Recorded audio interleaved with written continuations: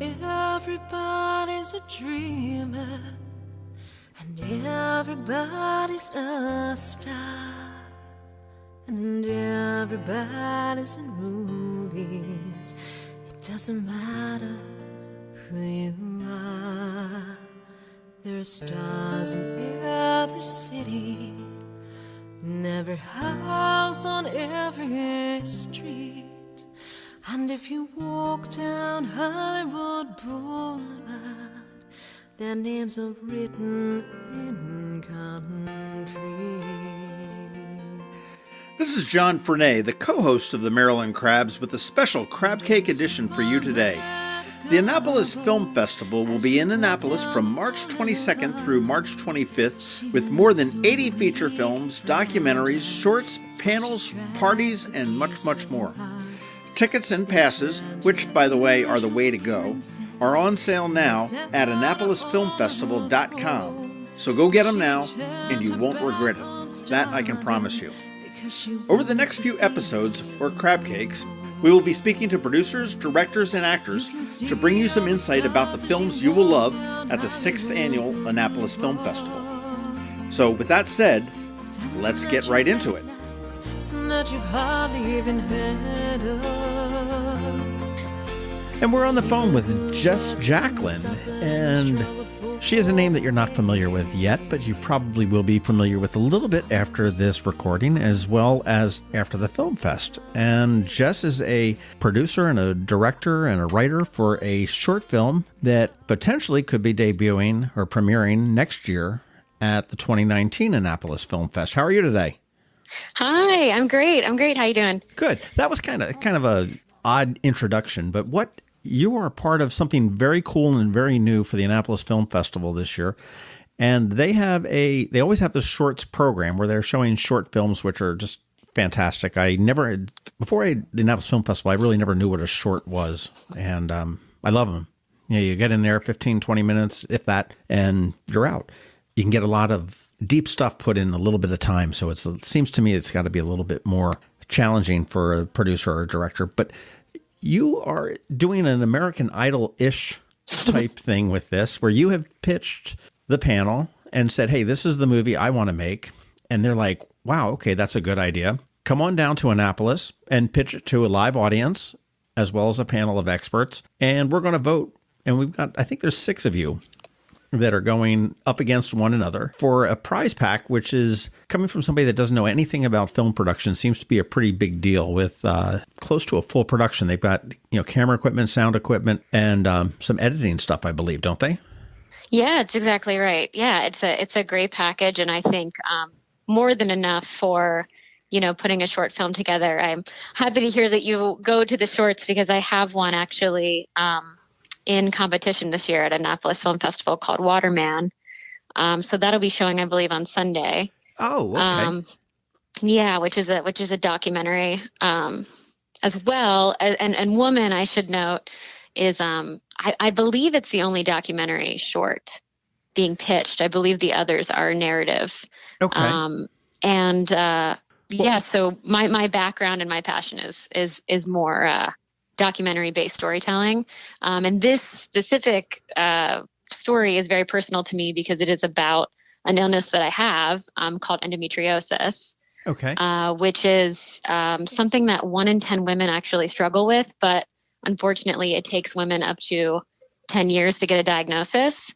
And, in that amount of time, there is, for me personally, a lot of confusion around what's going on with your body, and you go through a slew of doctors, which I'm sure anybody that's dealt with chronic illness can relate to, trying to find answers. So it's a bit of a story about like the discovery of that, and kind of a journey to learning more about myself and trying to get better. Really, it's kind of I would pitch it as a reverse Supersize Me, if you're familiar with. Okay. Yes. Yeah. Like instead of eating Big Macs and making myself sick, it's making myself the guinea pig in the reverse, which is trying to get better. So yeah, that's kind of the very top line pitch of what my story is about. Okay, and it is called Woman. Do you have, I mean, at this point now, because again, I'll say that I'm very naive as far as productions go. You've come up with the idea. You've come up with I'm assuming a general script. And where, what all's involved in bringing this to life? Yeah. Well, with documentary, the process is interesting because you're dealing with real life. Whereas with the narrative, you can be a little bit more scripted and you have like an exact shot list. And I'm getting this scene and that this will be the climax here and then the resolution here and exactly where you're going with it. With documentary, there's definitely this notion of allowing things to unfold and, obviously creating enough structure so that you have a story, but kind of being open to ways and directions that the story can go. And that's one thing that I love about it. I think for some people that's, not the way they'd like to work. But yeah, I would say it's a little looser. I think, it's probably going to be one of my challenges in my pitch is, going against stories that have a beginning, a middle, and an end. But you're to be continued.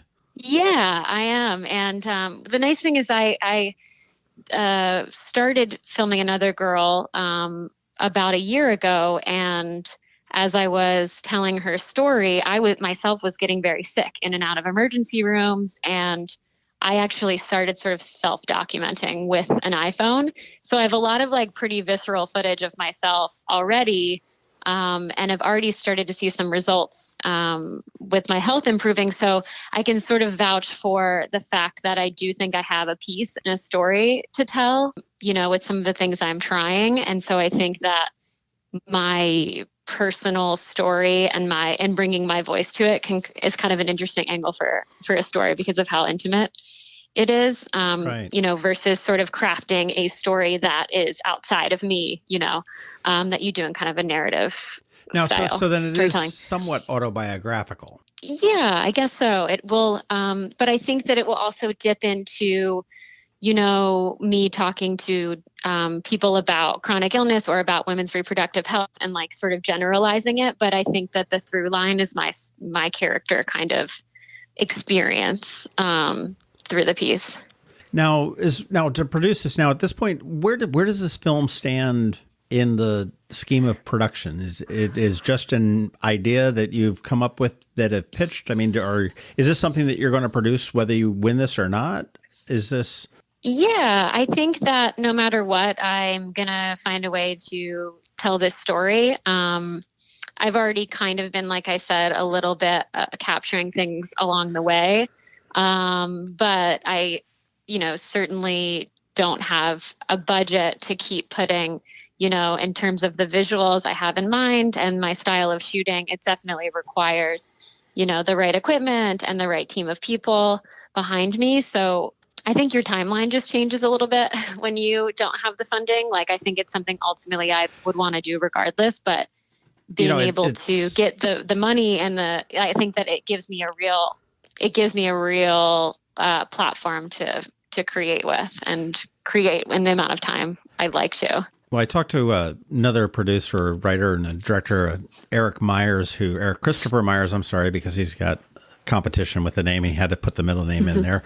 But he had a film that was supposed to be in the film festival last year, and it was about 90% done, and he just didn't have the funding to complete it. And he was like, "Oh, it kills me up, but I'm turning it down because it's not finished the way I want it." And ultimately, it turned out that because he turned it down, somebody had passed word that he turned it down from here, and it got to somebody, and they said, "Oh my gosh, I love the idea," and sent him a bunch of money. Invested in him, so he was able to get this great score for the movie and everything else. It's a little bit longer than it was supposed to be. It's a feature, and he's like, it's strange how it works, and the money is there. And I know what Lee and Patty had told me on the shorts contest is that the prize package is worth, if you spend it wisely and everything else, to produce it, where you could turn around and crowdfund just a little bit, not that much, to really bring it to fruition. Yeah, absolutely. I mean, I think what they have structured would be, for what my needs are, enough for me to complete it. Of course, you've got certain crew that you need to bring on, and it maybe doesn't cover that. But in terms of like equipment and post, it's a pretty great offering. Now, what's your background in film?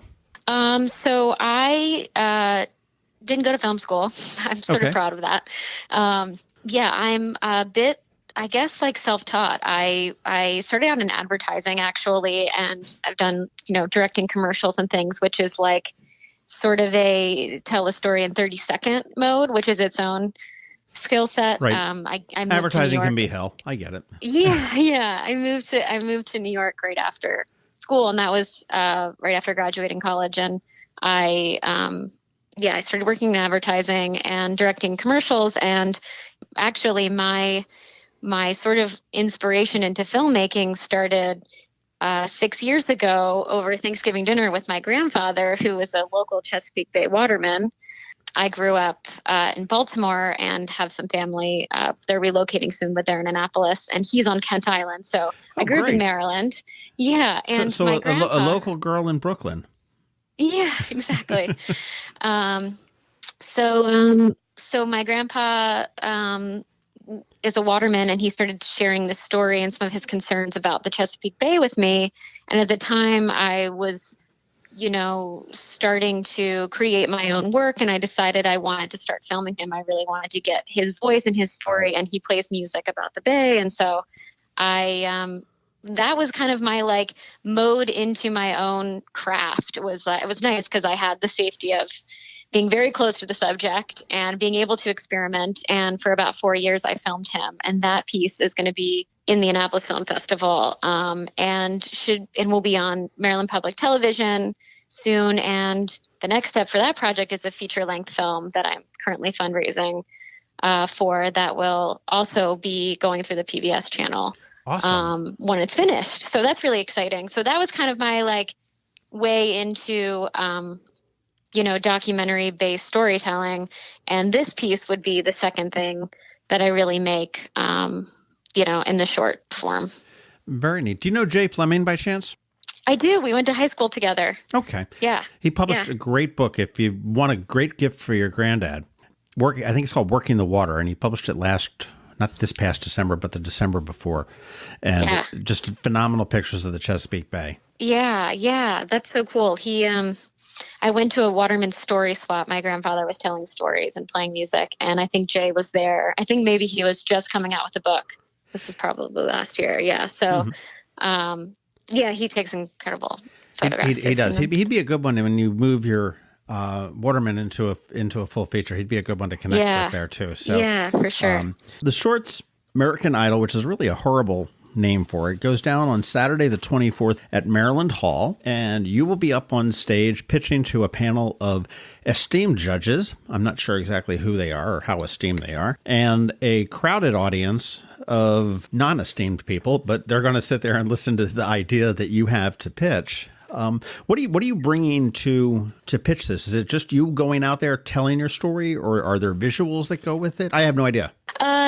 So I think the first thing you'll see in my pitch is going to be, I think it's about 1.5 minutes to a 2-minute film that sort of introduces my style as a storyteller, and my sort of my visual sense.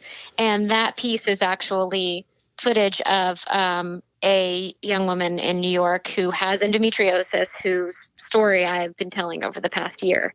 And that is kind of an introductory into just my style of storytelling, but also that was a bit of the catalyst for me wanting to get my own story out there, because I was getting sick in the process of filming her, and there was sort of this it was raising a lot of questions for me. So I will be showing that. And then I believe there will be some visuals that sort of again, show my visual sense. And I think even some screen grabs from footage I've filmed of her that kind of set the mood for what the piece is about. And then I believe for the rest of the time, I will just be talking for 3 minutes about the story. Okay, you're not going to bribe the audience or anything like that, or throw $100 bills out or something like that. That's right, you're a starving filmmaker. So, do you like New York better than Maryland? I'm such a proud Marylander. I really do love Maryland. It has such a a special place in my heart. But I do think that I'm probably going to be in New York for the rest of my life, I think. Okay. I just love it here. It's, for right now, I think, a place I might see myself having a family, but I love having my family in Maryland. It's only really a 3-hour drive, so it's somewhere I can come. I always feel like I can come home to. And that's true. I'm a transplant from outside of Philadelphia, and 2 hours I'm home. Not home, but back up there. But great. Well, Jessica Jacklin, Jess Jacklin from Brooklyn, New York, originally from Maryland, is coming to the Annapolis Film Festival. She does have a film in the shorts program on Sunday called Waterman, but she is also going to be pitching a new shorts in the shorts competition called Woman. And that is something that you definitely want to check out on Saturday, the 24th, Maryland Hall at the Annapolis Film Festival, which is going to be here before we know it. Yep, it should be. Yeah, we are close. I got to work on my pitch. All righty. Well, thank you very much for your time this afternoon. And I will look forward. I'll find you during the shorts competition, or certainly during the presentation of Waterman, and I'll introduce myself. And I look forward to meeting you. Yeah, I look forward to it too. Thanks so much, John. Some who suffered in vain.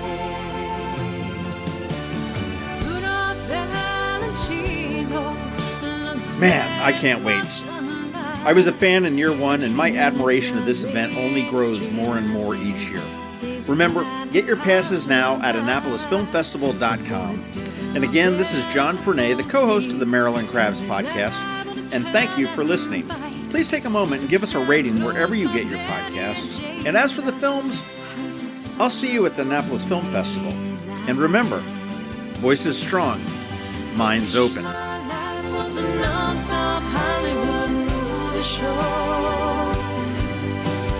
Fantasy world of celluloid villains and heroes. 'Cause celluloid heroes never feel any pain, and celluloid heroes never really die. Everybody's a dreamer, and everybody's a star, and everybody's in showbiz. It doesn't matter who you are. And for those who are successful, be always on your guard. Success walks hand in hand with failure along Hollywood Boulevard.